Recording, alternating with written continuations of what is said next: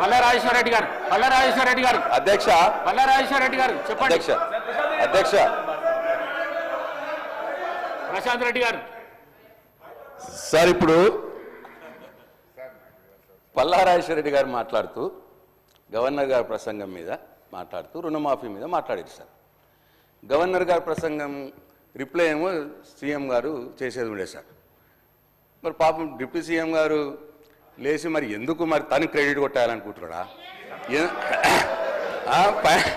Sir? ఇప్పుడు అంతే అట్లదా sir? Sir అది వదిలేయండి సార్.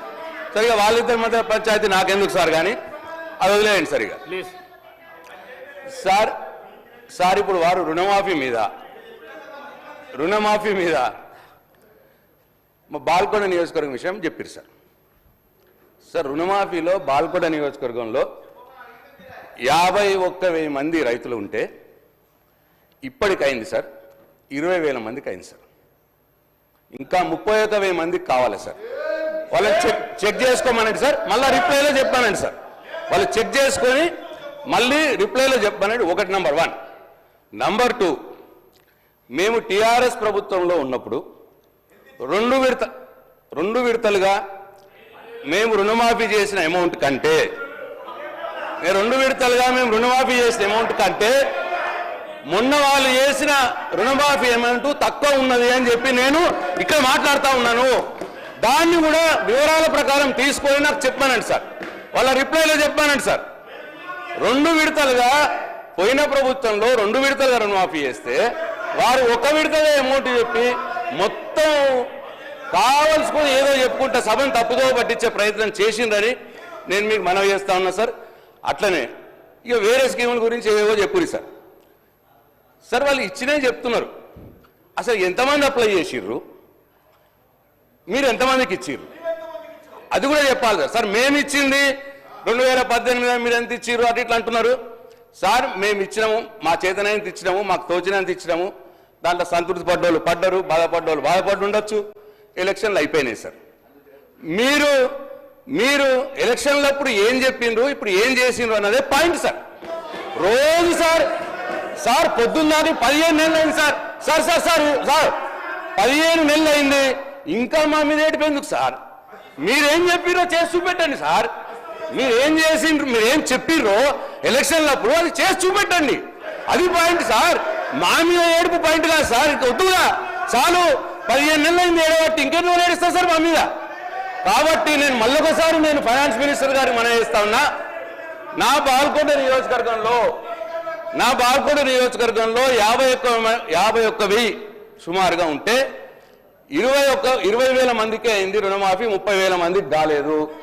ప్లస్ మేము టీఆర్ఎస్ ప్రభుత్వంలో ఉన్నప్పుడు 2 సార్లు 2 విడతలుగా మేము చేసిన దానికంటే మొన్న మీరు చేసిన రుణమాఫీ అమౌంట్ తక్కువ ఉన్నది. ఇది నంబర్ 2. ఈ 2 విషయాల్లో మీరు చెక్ చేసుకొని మీ రిప్లైలా ఇస్తారా, సీఎం గారు రిప్లైలు ఇస్తారా, అది మీరు తెలుసుకోండి. నంబర్ 2 అట్లనే సార్ ఇప్పుడు అన్ని బోనస్ అయిందా సార్? ఎంతమందికి ఇవ్వాల్సి ఉండే ఎంతమందికి ఇచ్చారు సార్ బోనస్? 500 బోనస్. అది చెప్పాలా సార్? రైతు భరోసా ఎగ్గొట్టలేదా సార్? వానాకాలం ఎగ్గొట్టలేదా సార్? మొన్న ఇస్తామన్నారు. ఎంతమందికి ఇవ్వాల్సి ఉంటే ఎంతమందికి ఇచ్చారు చెప్పాలి కదా సార్? ఇచ్చిందే చెప్పుకుంటా పోతున్నారు. ఎంతమందికి ఇవ్వాల్సి ఉందో కూడా చెప్పాలి కదా సార్? అట్లా ప్రతిదీ అంతే సార్. మహాలక్ష్మిలో 4,000 పెన్షన్ వచ్చిందా సార్? 2,500 అసలు వాళ్ళు చెప్పింది సార్. అధ్యక్ష ఆర్థిక శాఖ మంత్రులు ఉప ముఖ్యమంత్రి వారు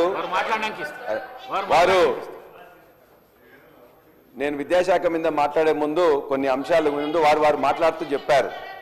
మేము ఆర్థిక శాఖ మంత్రి గారికి ఒక్కటే రిక్వెస్ట్ చేస్తున్నాం.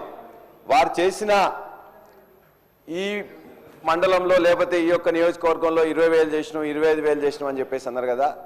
మా జనగామ నియోజకవర్గంలో 127 గ్రామాలు ఉన్నాయి. 127 గ్రామాలలో ఏ గ్రామానికైనా ఒక గ్రామానికి రండి.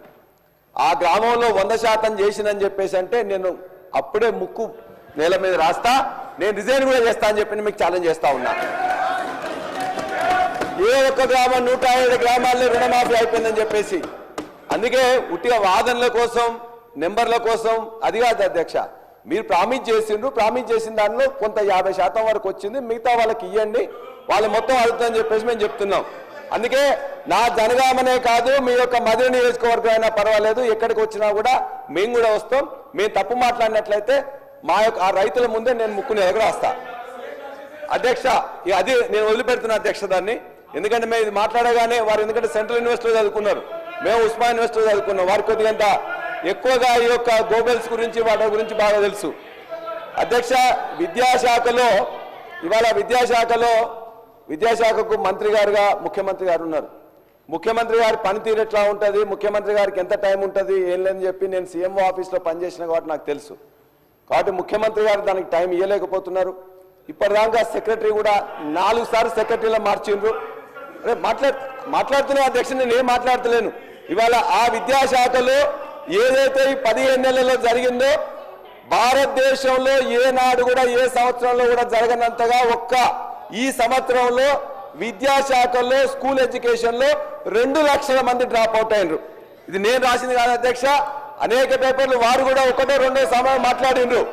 2 లక్షల మంది జూనియర్ కాలేజీలో డిగ్రీ కాలేజీలో మొత్తం తగ్గిపోయిండ్రు. యూనివర్సిటీల గురించి చాలా ఎక్కువగా చెప్పింది, మేము పట్టించుకోవట్లేదని చెప్పేసి అదే యూనివర్సిటీలో ఒక మహిళా యూనివర్సిటీకి పేరు మార్చి మొత్తం కూడా ఇలా ఒక్క ఇటుక పెట్టలేదు, ఒక్క రూపాయి ఇవ్వలేదు, ఒక్క రిక్రూట్మెంట్ చేయలేదు. ఇవాళ మొత్తం స్కూల్ ఎడ్యుకేషన్ కానీ, హైయర్ ఎడ్యుకేషన్ కానీ, యూనివర్సిటీ ఎడ్యుకేషన్ కానీ మొత్తాన్ని పండబెట్టిండ్రు అధ్యక్ష. అంతేకాదు ఆర్థిక శాఖ మంత్రులు ఒక మాట చెప్పిండ్రు. ఆర్థిక శాఖ మంత్రి గారు ఇక్కడే ఎల్ఓపిగా ఉన్నప్పుడు మొత్తం కూడా ఇలా ఈ యూనివర్సిటీ విద్యార్థులకు 3,000 రూపాయలు ఇస్తున్నారు, 1,500 రూపాయలు ఇస్తున్నారు. వాళ్ళకు కూడా 3,000 ఇచ్చే పరిస్థితుల్లో మీ ప్రభుత్వం లేదా? వాళ్ళందరినీ కూడా వ్యయంగా ఎందుకు ఎక్స్పెండిచర్ గా భావిస్తున్నారు? ఇది మానవ వనరుల మీద పెట్టిన అది, కాబట్టి మీరు ఎందుకు ఇవ్వట్లేదని చెప్పేసి అడిగారు. మరి వారే ఇలా ఆర్థిక శాఖ మంత్రి అయినరు, వారు యూనివర్సిటీ నుంచి వచ్చిన వాళ్ళు. ఇంకో మాట కూడా చెప్పింది, ఇలా యూనివర్సిటీలో పేదవాళ్ళు ఉన్నారు, పేదవాళ్ళంత మాత్రాన వాళ్ళకి సబ్జెక్ట్ లేకుండా కాదు, వాళ్ళు ఇలా చాలా ఇబ్బంది పడుతున్నారు, పెంచుతామని చెప్తే మేము పెంచే 1,500 నుంచి 1,800 చేసి దాన్ని 3 ఏళ్ల నుంచి ₹1 రాలేదు అధ్యక్ష. వీరు వచ్చిన 15 నెలల నుంచి కూడా ఏ యూనివర్సిటీకి కానీ, ఏ ఎడ్యుకేషన్ డిపార్ట్మెంట్ కానీ ఎవరు కూడా ₹1 రాలే, ఒక్క ఇటుక పెట్టలే, ఒక్క రిక్రూట్మెంట్ స్కూల్ ఎడ్యుకేషన్ లో కొన్ని జరిపినారు అధ్యక్ష.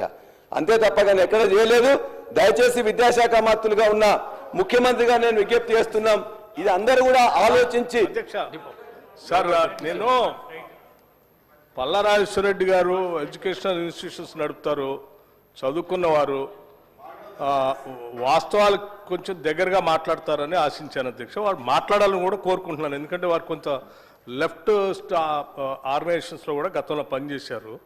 కొంచెం వాస్తవాలు చెప్తే మేము కూడా ఏమైనా పనికొచ్చామంటే వాడుకుంటాం అనుకున్నాం. కానీ మరీ ఇంత బ్లేటెంట్గా ముఖ్యమంత్రి గారు విద్యాశాఖ చూస్తున్నారు, వారికి సమయం లేదు, ఏమి పట్టించుకుంటారు